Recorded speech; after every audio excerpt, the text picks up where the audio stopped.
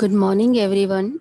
Today's our subject is Manufacturing Engineering 1, Unit 2, Metal Working Processes, and topic name is Types of Rolling and Difference between Hot and Cold Rolling. Objective of this topic is types of rolling, 2 high rolling mill, 3 high rolling mill, 4 high rolling mill, cluster rolling mill, continuous rolling mill, special mill, and difference between hot and cold rolling.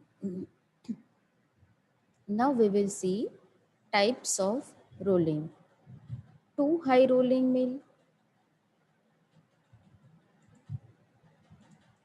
3 high rolling mill, 4 high rolling mill, cluster rolling mill, continuous rolling mill, special rolling mill. 2 high rolling mills. In this, two roller rotating in opposite direction and a workpiece ingot is passing through to decrease the cross section and increase in length under this process.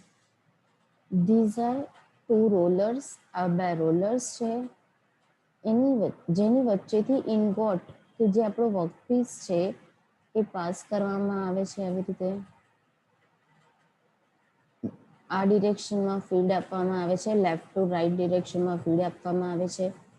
અહીંયા બે rollers છે, upper roller અને lower roller. એ બંને roller opposite ડિરેક્શનમાં rotate થાય છે. નીચેનું roller clockwise ડિરેક્શનમાં, ઉપરનું anti clockwise ડિરેક્શનમાં થાય છે. જેમ જેમ વર્કપીસને ફીડ આપતા જઈશું તેમ તેમ તેની વિડ્થ ઘટતી જાય છે. So this is 2 high rolling mill because two rollers are here. Based on the direction of feed available, 2 high rolling mills are further divided into two types. Two high rolling mill ને ફરીથી બે ભાગમાં divide કરવામાં આવે છે. એક non reversible 2 high rolling mill, બીજી reversing 2 high rolling mill. In this type of rolling mill, the rolls can rotate in one direction only and hence the workpiece can be feeded from one direction only. Non-reversing typeમાં rollers કોઈ એક જ ડિરેક્શનમાં rotate થઈ શકે. જો એ clockwise થતું હોય તો ક્લોકવાઇઝ જ થઈ શકે અને જો એ એન્ટી ક્લોકવાઇઝ થતું હોય તો એન્ટી ક્લોકવાઇઝ જ થઈ શકશે. એટલે કોઈ પણ એક જ બાજુથી આપણે વર્કપીસ ફીડ કરી શકીશું.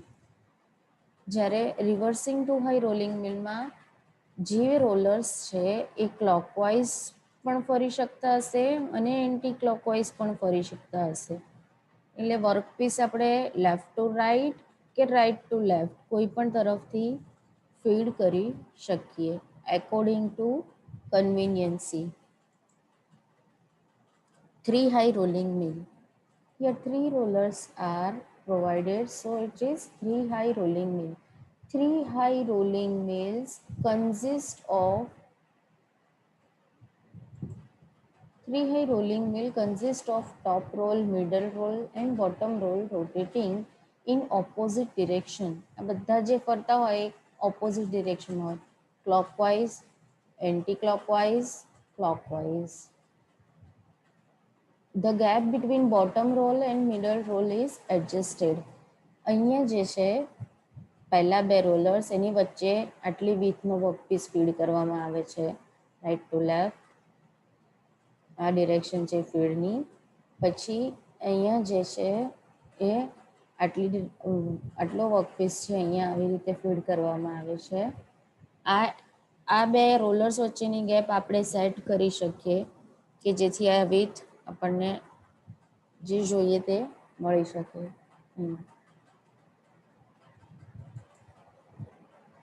4 high rolling mills. Here 4 rollers are provided. So 4 high rolling mills. There are two smaller and two bigger diameter rollers. Bigger are backup roller and smaller are working roller. આ વચ્ચેના જે બે નાના rollers છે એ working rollers છે. આ anti clockwise ડિરેક્શનમાં, આ clockwise ડિરેક્શનમાં ફરે છે. જ્યારે આ ઉપરનું અને આ નીચેનું છે એ બે વર્કિંગ રોલર્સ નથી, સપોર્ટિવ રોલર્સ છે, સપોર્ટ કરે છે, બેકઅપ આપે છે આ બે રોલરને. આ વર્કપીસ અહીંયા આટલી વિથનો છે, અહીંયાથી આ ડિરેક્શનમાં ફીડ કરવામાં આવે છે અને અહીંયા એની વિથ આટલી ઓછી થઈ જાય છે. આ રીતે રોલિંગથી ઓછી વ્હીલ થાય છે. 4i રોલિંગ વ્હીલ છે. Cluster rolling wheel. Cluster generate કરવામાં આવે છે રોલર્સનું ક્લસ્ટર જનરેટ કરવામાં આવે છે એટલે એને ક્લસ્ટર રોલિંગ વ્હીલ કહેવામાં આવે છે. Each of working roll is backed up by two or more larger backup rolls. જેટલા પણ વર્કિંગ રોલર છે, અહીંયા બે વર્કિંગ રોલર છે, એ બધાને પાછળ બે બે બેકઅપ રોલર્સ પ્રોવાઈડ કરવામાં આવે છે. બે બે બેકઅપ રોલરથી સપોર્ટ આપવામાં આવે છે. Use in rolling hard thin materials. જે હાર્ડ અને થીન મટીરિયલ હોય એના માટે યુઝ કરવામાં આવે છે. Where it may be necessary to employ work rolls of very small diameter. જ્યાં બહુ જ નાના ડાયામીટરના વર્કિંગ રોલની જરૂર પડતી હોય, જેથી થીન મટીરિયલ હોય તો બહુ નાના વર્કિંગ રોલરની જરૂર પડે.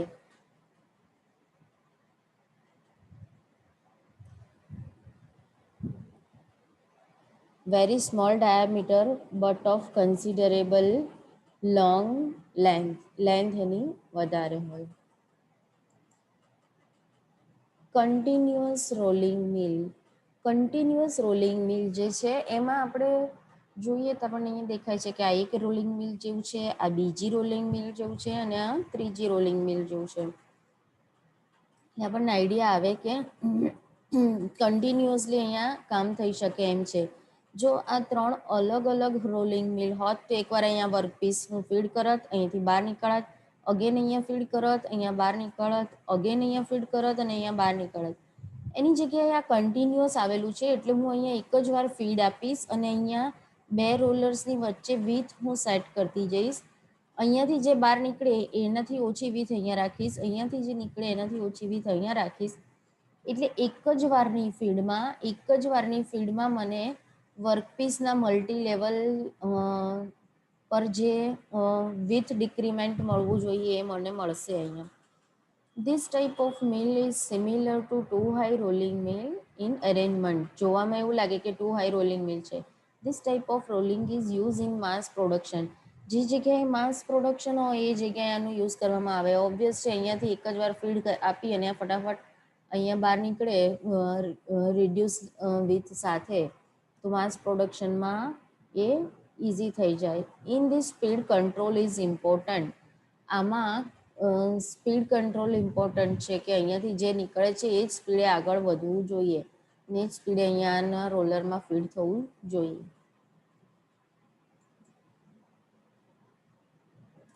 Special mill.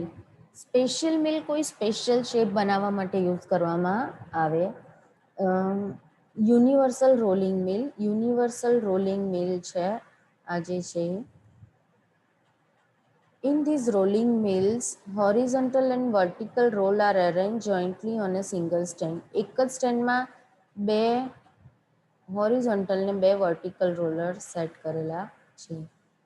In this process, vertical roller gives accurate edges. આ બે જે રોલર છે એ એજીસ એક્યુરેટલી આપે છે અને આની મદદથી આપણે આઈ બીમ જનરેટ કરી શકીએ છીએ. બે હોરિઝોન્ટલ રોલરની મદદથી વચ્ચેનો પોર્શન આ બને છે અને આ બે વર્ટિકલ રોલર છે એની મદદથી આ બહારની જે એજીસ છે એ જનરેટ થાય છે. Then after another type of special mill is planetary rolling mill. Planetary rolling mill છે આમાં વચ્ચેના રોલરને બેકઅપ રોલર કહેવામાં આવે છે અને એની આજુબાજુમાં જેટલા પણ રોલર્સ છે બધા વર્કિંગ રોલર છે. આ બધા વર્કિંગ રોલર છે એ બધા મદદથી આ વર્કપીસની વિથ ડિક્રીઝ થશે અને વચ્ચેનું બેકઅપ રોલર છે. The workpiece is forced with help of feed rolls to planetary mill where strips are produced by decreasing cross section of workpiece. અહીંયાથી વર્કપીસને ફિલ કરવામાં આવે છે. દરેક વર્કિંગ રોલર છે, દરેક વર્કિંગ રોલર અહીંયા જ્યારે વર્કપીસ સામે આવશે ત્યારે એ વર્કપીસ ઉપર વર્કપીસ ની વિથ ડિક્રીઝ કરતી જશે અને તેમ તેમ આગળ વધતું જશે. Okay, now difference between hot and cold rolling. Hot rolling, cold rolling. Process is carried out at above recrystallization temperature. જે પ્રોસેસ રિક્રિસ્ટલાઇઝ ટેમ્પરેચર કરતાં ઉપરના તાપમાને થાય તેને હોટ રોલિંગ કહેવામાં આવે છે. Process is carried out at below recrystallisation temperature. જે પ્રોસેસ રિક્રિસ્ટલાઇઝેશન ટેમ્પરેચર કરતાં નીચેના તાપમાને થાય તેને કોલ્ડ રોલિંગ કહેવામાં આવે છે. Pressure applied is less due to high temperature. વધારે ટેમ્પરેચર હોય એટલે ઓછું પ્રેશર આપવું પડે છે. High pressure is applied. ઓછું ટેમ્પરેચર હોય એટલે વધારે પ્રેશર આપવું પડે છે. Coarse grain become fine grains. જ્યારે હોટ રોલિંગ થાય ત્યારે કોર્સ ગ્રેનનું ફાઇન ગ્રેનમાં કન્વર્ઝન થઈ જાય છે. The grains become longer and distorted. Cold રોલિંગમાં ગ્રેન્સ જે હોય એ લાંબા અને ડિસ્ટોર્ટેડ થઈ જાય છે. નો residual stresses are generated. Hot રોલિંગમાં રેસિડ્યુઅલ સ્ટ્રેસીસ જનરેટ નથી થતા. Residual stresses are generated in cold rolling. Cold રોલિંગમાં રેસિડ્યુઅલ સ્ટ્રેસીસ જનરેટ થાય છે. Tool handling cost is more. Hot rolling જે છે એમાં મેટલને હોટ કરવી પડે છે એટલે એની હેન્ડલિંગ કોસ્ટ વધારે છે. ટૂલ હેન્ડલિંગ કોસ્ટ અહીંયા ગરમ કર્યા વગર કામ કરીએ છીએ એટલે tool handling cost is less. Improves ductility. Ductility reduces. અહીંયા ડક્ટિલિટી ઇમ્પ્રૂવ થાય છે અને અહીંયા ડક્ટિલિટી રિડ્યુસ થાય છે. Surface finish and accuracy. Surface finish and accuracy is high. Surface finish and accuracy is low in cold rolling.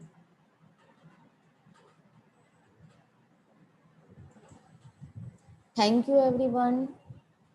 Next topic we will cover in next lecture.